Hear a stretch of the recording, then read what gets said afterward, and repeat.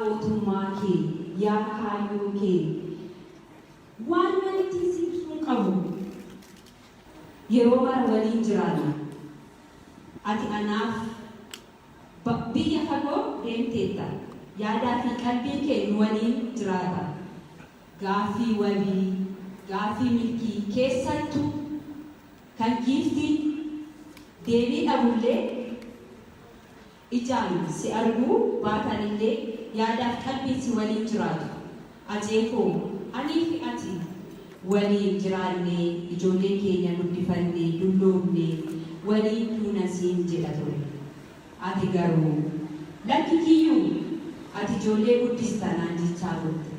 edaa akka nuti beekta ture maaf natti himirre kuni gaafii diiga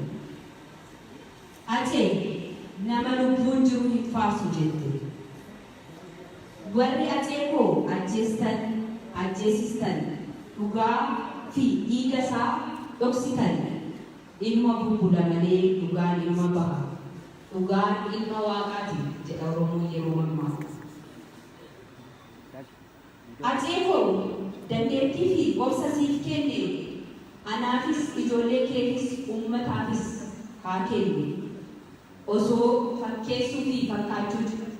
dandeesse yoomsi dhabna ture ijoolleen kees abbaan keenya hin dhufu jedhanii nan gaafatan ture atee maalii akkan maaliin si madaalu maaliin si ibsu ati anaaf ijoollummaan koo mana barumsaa koo beekaa koo jiruu koo waan hunda kooti namni kana hunda dhalee akkamiin jiraachuu danda'are gaafii deebii qaba.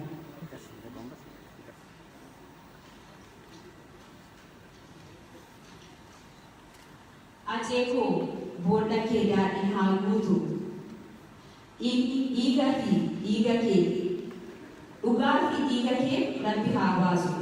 warreetti waliin wareegamanis boolla isaanii daadhii haa guutu.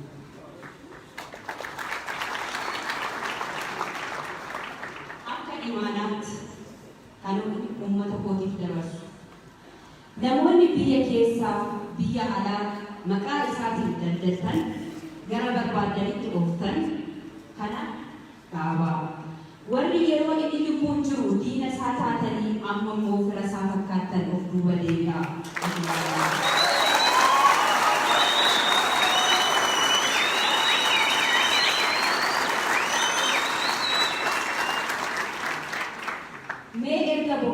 Hajiisu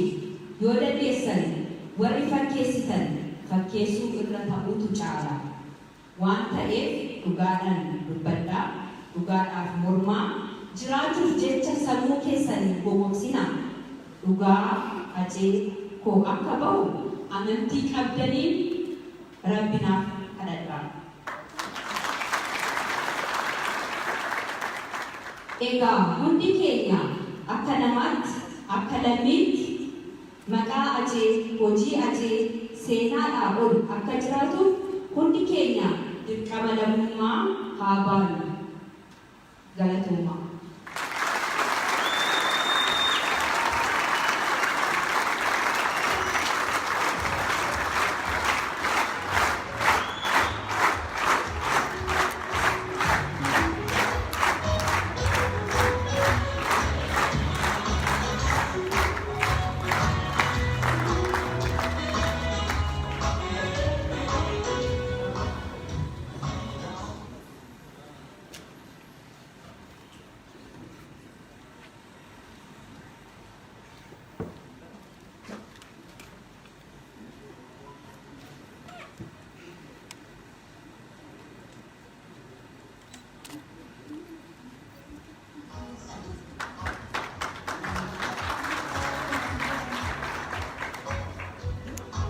Sojiru takkan diri sila. Amanah guddaa dhugaa gochuu keessaniif kabaja guddaa argachuu qabdu. Galatoomaa.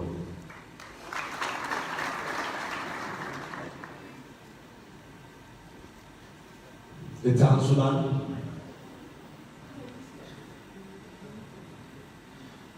dhuguma isinitti himuuf garuu ጀቡማን አጬ ሼኬሰት ያርገሙ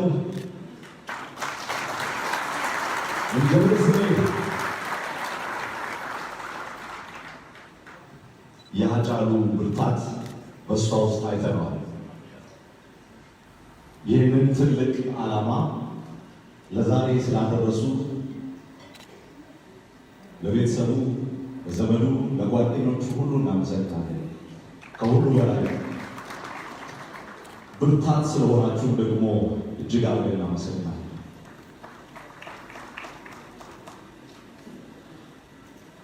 ኢታንሱን ሞ አሳ ገባባ አከኑ ጎረን ያደርሞን መሳኒ ኢላንቺሱ አባን አርቲስት አጫሉ ኦቦ ሁንዴሳ ቦንሳ ገሮት እንጂት ኡሩፍ ከበጃን ገሮት እንጂት ሁንዴሳ የታሪስታችን ሀጫሉ አባት ኦቦ ሁንዴሳ ከእኛ ጋር ያሉት እሳቸው አጭር ንግግር ያደርጉልናል። ስለ ልጃቸው ትውስታም ያካፍሉናል። በአክብሮት ወደዚህ እንቀበላቸው። የጀግና አባት አቀባበል መስጣቸው።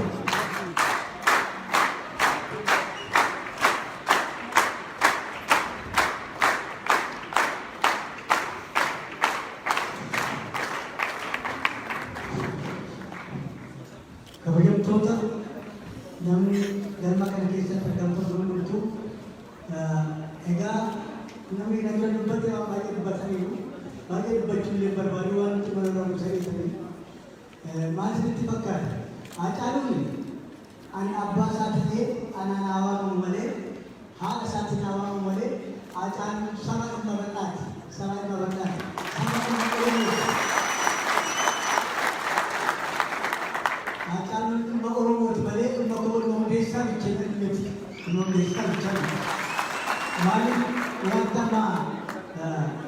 oromoon dhimma nama mammaaksa tokko qaba haadha warraa fi abbaa warraa dhibba tokko irraa baay'ee waan ishee nama dubbattee waan isheen qaabte deebite dhageessaniif ijaa kanaa egaa gurguruma ijaa kanaa waan Hacaaluu jirtu miti akkuma Hacaaluu jirtu ijoollee shimboo kan ishee maleesse ijoollee sadii qaba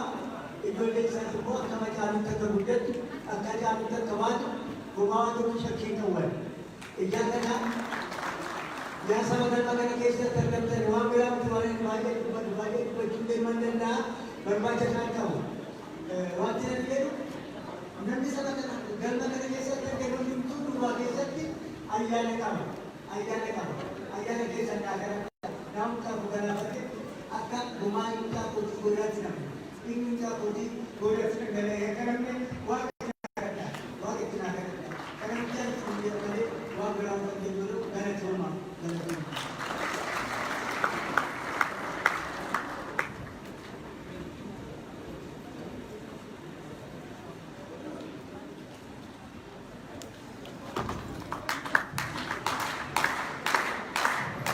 አሁን በአክብሮት እባካችሁ ከመቀመጫችሁ ተነስተን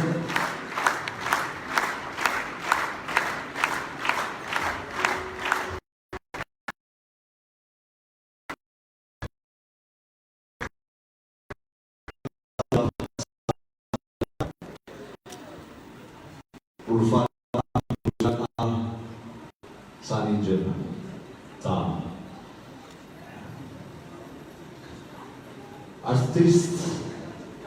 አርቲስት ሀጫሉ ሁንዴሳ መቃሳው ቀው አስንቶ ነገር